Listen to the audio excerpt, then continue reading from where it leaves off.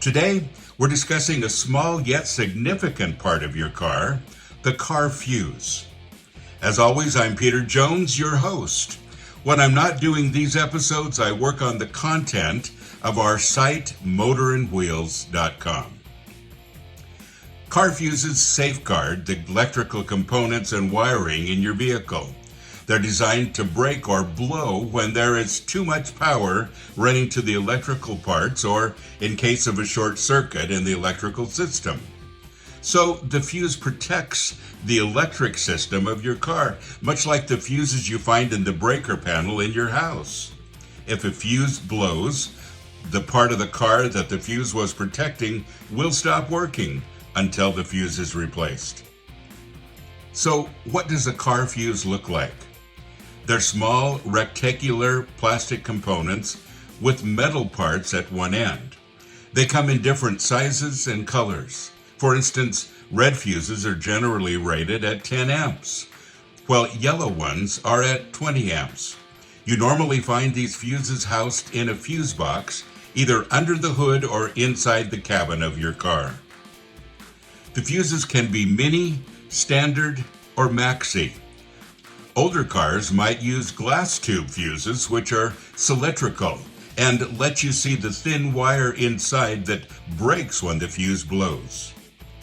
Fuses are found in almost all modern cars. While the number of fuses can vary depending on the car, they're always there somewhere. However, some very old cars might not have them, but we're talking very old veteran cars here.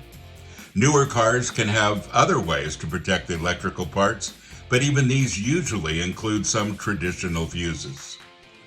You might wonder where fuses are found in the car. Commonly, they're placed near the instrument panel, close to the dashboard, or under the hood all the way to the right or left side. Sometimes you might find them under the rear seat of your car as well. Just look for a plastic box that you can easily get to, and they're always quite accessible, so you can get to the fuses where you need to check them or replace one. Now, onto their lifespan. Typically, car fuses are built to last as long as the car itself. They only need our attention when they blow.